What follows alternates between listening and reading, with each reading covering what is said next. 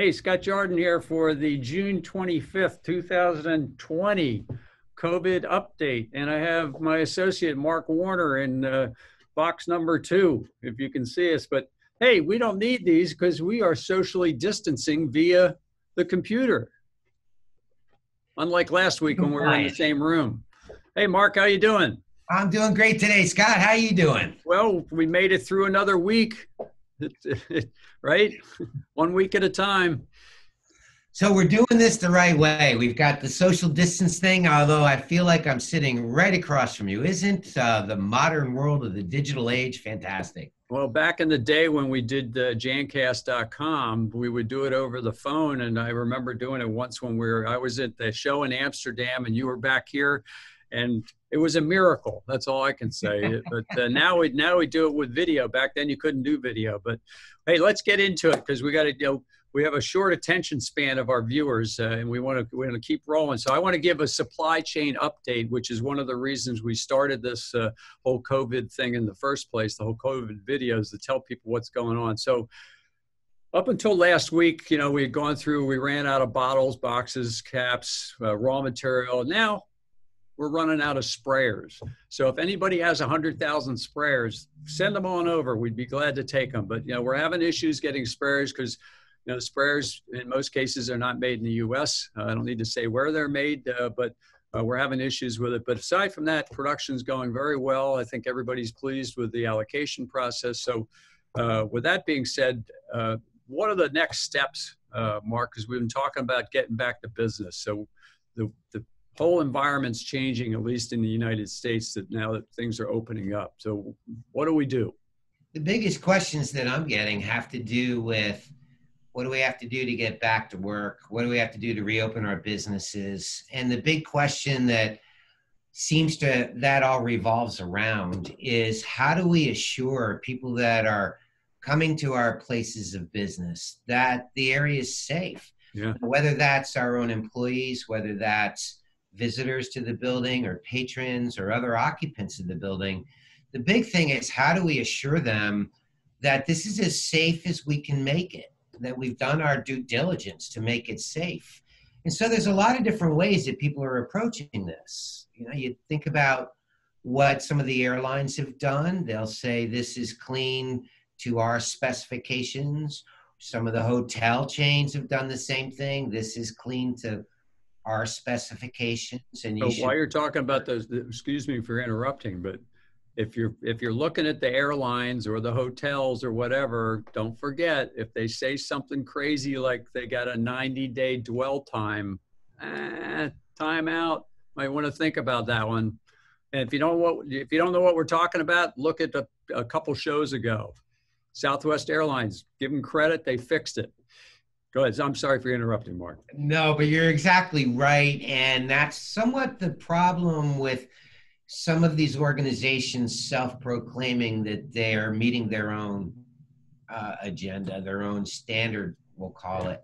Yeah. So a lot of operations have elected to look at third-party certification or accreditation programs, like ISSA's GBAC program. That's the Global Biorisk Advisory Council.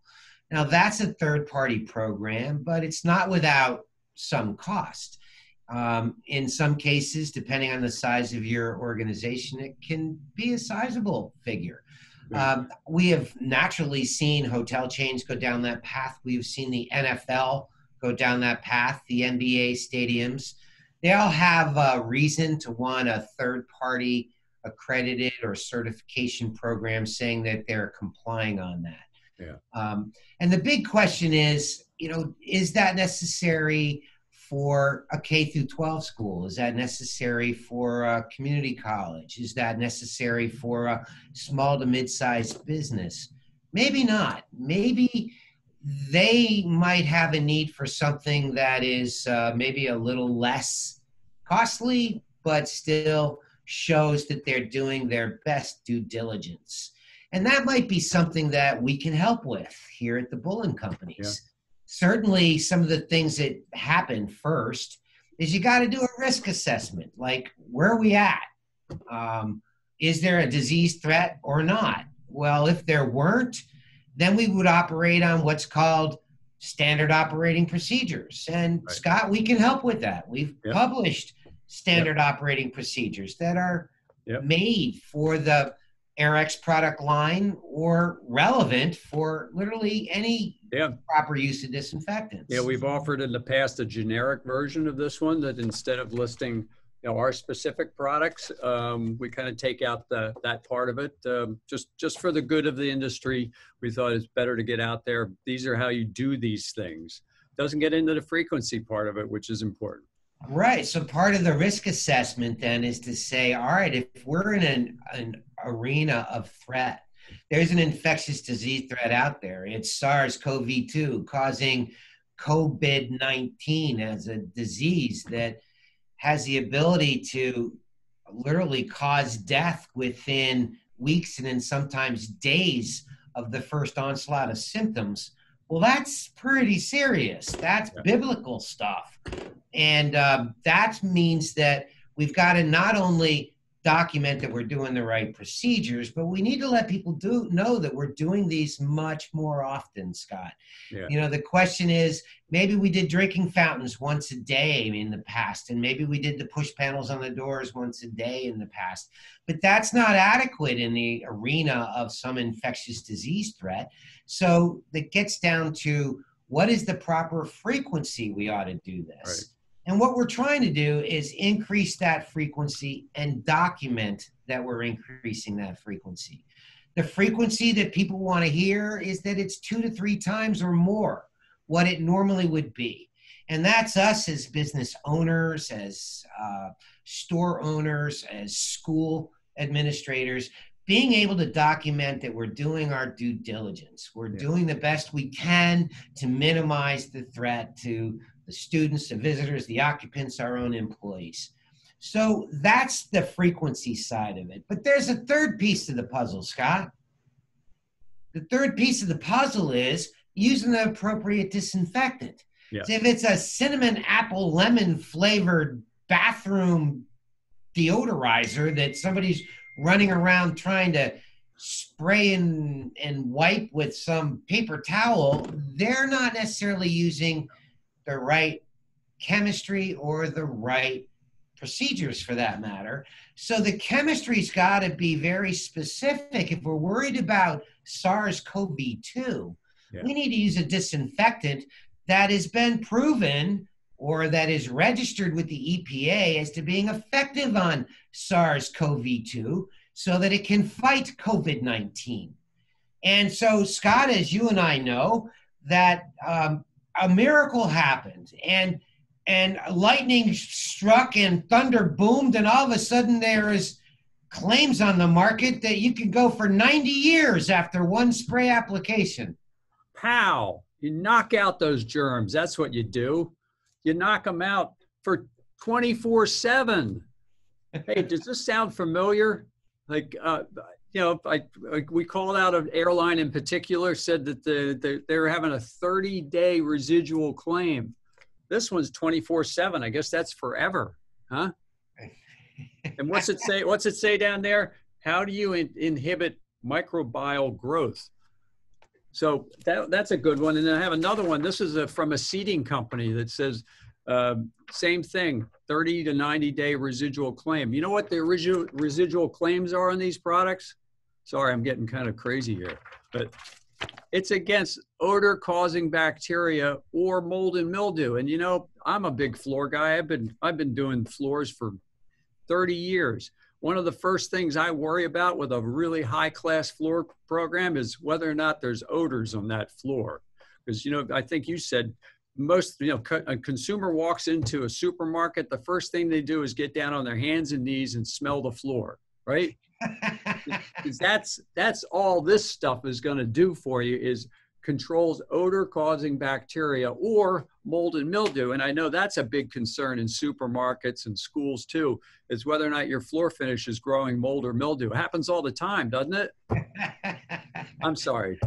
And to take that one step further, Scott, really, if you read the fine print there, they're talking about microbial growth. Yes. Microbial growth is something that might be relevant with bacteria, odor-causing bacteria, which is putrefactive bacteria, maybe there's a claim to be made on certain pathogenic bacteria, but these are living organisms. They have a cell wall.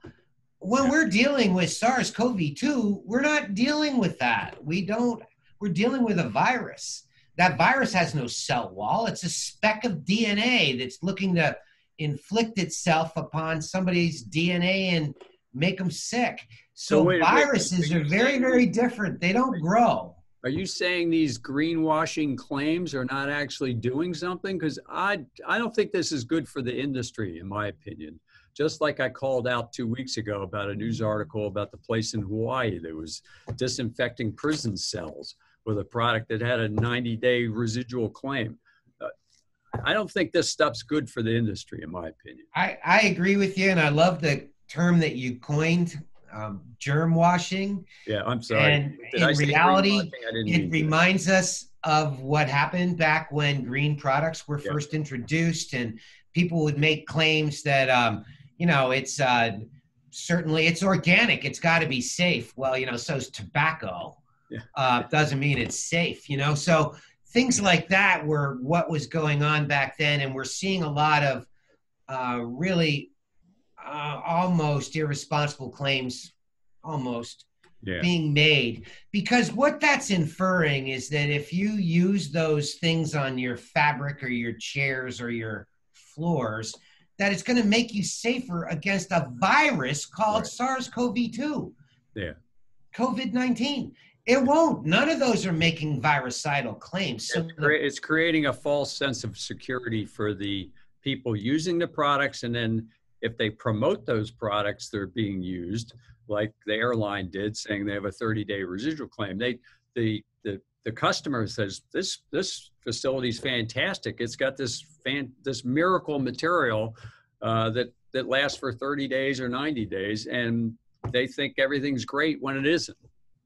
So it's interesting, Scott, you and I were talking about this a little bit, about the calls that we've received, both you and I, over the course of the last, in my case, I can say over the course of the last several months, I've received calls, and people will say, hey, I saw this thing. It's good for 90 days. All I got to do is walk in, wave a wand around one time, and I'm good for 90 days.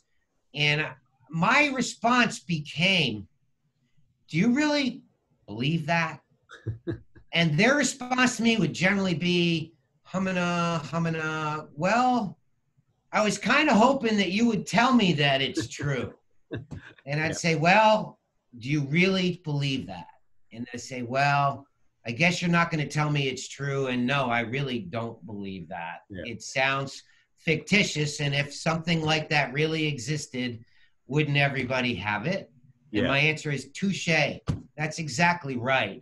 If it sounds too good to be true, it probably is too good to be true. Yeah, that's a good way of putting it. And the two that I'm getting upset about, these came from customers asking us, what's going on? Somebody was going to buy 5,000 chairs, and they figured they weren't going to have to disinfect those chairs for 90 days because of the claim that the company was making. Well, they can. They have to read in the fine print. They have to lock the doors, turn off the lights, and not let anybody come in and sit in them. Yeah, perfect. There you go.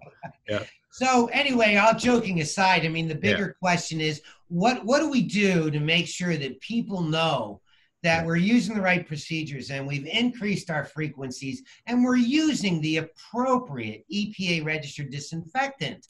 How do we let them know? And I think that really is what a question that we want to pose to you as the viewers is this something that you think has value? Is it something you'd like to see us pursue? Because certainly we have the ability to create some documentation that you can self-complete, showing that you are meeting procedures, you've enhanced your frequencies based on your risk assessment, and you're working with approved EPA-registered products that are approved against SARS-CoV-2 and COVID-19 as a result. And if that's something that we can provide for you, is it something you might want? So we wanted to pose that question to you, and I think in reality, if it is something, voice your opinion on it. Reach out to your account manager. Let them know. And we'll do the best we can. Certainly, we have the capability and the background to be able to produce something that would be adequate for you to put in the window of your business or on your door. Yep. Window stickers, mirror stickers. We've got the procedural stuff. So, yeah, like you said, reach out to your account manager, email them, call them, and say, hey, I want more information on this. So I think that's it for today, for this week. I want to say thank you very much for everybody tuning in. Mark, you got any closing comments to the audience out there, the thousands of people that are going to watch this? I actually do. And that is that we'll have another update next week, because part of the question that may have arisen in your minds is certification, an accreditation, a licensure. What does all that mean? And I think we have the ability to address those questions in future COVID updates. Don't you, Scott? Yep. And we want to help. We want to help the distributors. We want to help the end user customers that are gearing up to get back in business. The best thing we can have is everybody going to those stores and shops or gyms or whatever to get try to get back to normal. And the sooner we can do that, the better. So that's part of the purpose of this. The latest version of the COVID update is we're kind of somewhat out of the woods a little bit. Let's not let our backs down or anything, but we're gonna help you in future shows. And you can help us. Those of you that have been watching Scott on the COVID updates for the last several months knows that Scott wants to make sure that if people are making, let's call them unbelievable claims, let us know. Let the EPA know. Let us help keep the industry honest and ethical. It only serves to help the industry if we're all transparent, we're following the same rules. And Scott, I admire that you've done that for months now, talking about let's keep this honest and transparent and not make, again, unbelievable kinds of claims. It's good for the industry, and it's good for the safety of the people out there. And there's going to be a link below the video. It's already there now, but from last week, but there's a link below that will take you straight to the EPA site that you can inform them about questionable business practices as it relates to COVID-19. But we certainly welcome you sending us information, because we know how to research products pretty quickly. It's a fairly easy process, but we're pretty familiar with it, so we can run things down. If you don't want to just straight out report somebody, we could do some work. And maybe next week they'll be featured on the program, and we'll bang them up, or we'll say, hey, this stuff's real. That's it for today. Thank you very much for tuning in. Have a safe week, and see everybody next week. Thank you.